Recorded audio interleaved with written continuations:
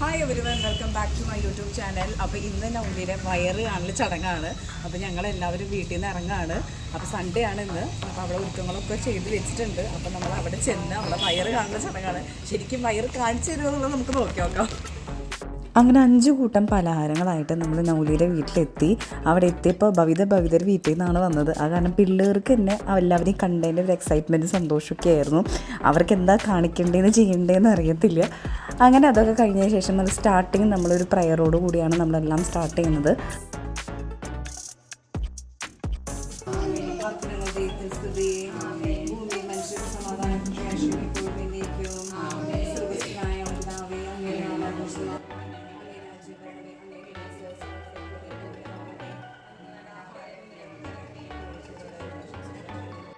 അങ്ങനെ പ്രാർത്ഥനയ്ക്ക് ശേഷം പരസ്പരം സ്തുതി കൊടുത്തതിന് ശേഷം ചെറിയൊരു മധുരം വായിൽ വെച്ച് കൊടുത്തു. അപ്പനും അമ്മയും കൂടിയിട്ട് മധുരം വായിൽ വെച്ച് കൊടുത്തു.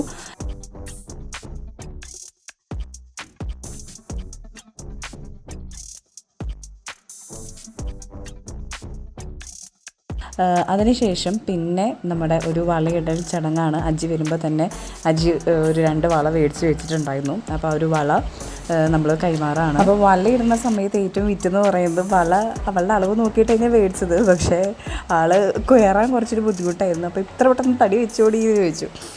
തടിയൊന്നും വെച്ചിട്ടില്ല, അതൊക്കെ ഒന്ന് അഡ്ജസ്റ്റ് ചെയ്തിട്ട് കഴിഞ്ഞാൽ ശരിയാവും എന്നൊക്കെ പറഞ്ഞു. അങ്ങനെ അഡ്ജസ്റ്റ് ചെയ്തൊക്കെ ഇട്ടതിന് ശേഷം പിന്നെ നമ്മുടെ ഫുഡ് ലഞ്ചായിരുന്നു. ലഞ്ച് എന്ന് പറയുന്നത് അടിപൊളിയായിരുന്നു.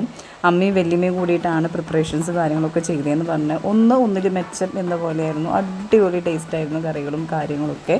Thank you. അങ്ങനെ ഫുഡ് കഴിച്ച് കഴിഞ്ഞിട്ട് കുറച്ചൊരു ലിഷർ ടൈം കഴിഞ്ഞ ശേഷം വീണ്ടും ഒരു ചായ കൂടിയാണ്. ചായ കൂടിയിൽ ഏറ്റവും പ്രത്യേകത എന്ന് പറയുന്നത് അമ്മ ഉണ്ടാക്കിയ കേക്കായിരുന്നു. സൂപ്പർ സോഫ്റ്റായിരുന്നു, നല്ല രസമായിരുന്നു. മാഗി കേക്ക് എന്നാണ് ഞങ്ങൾ പേരിട്ടത്.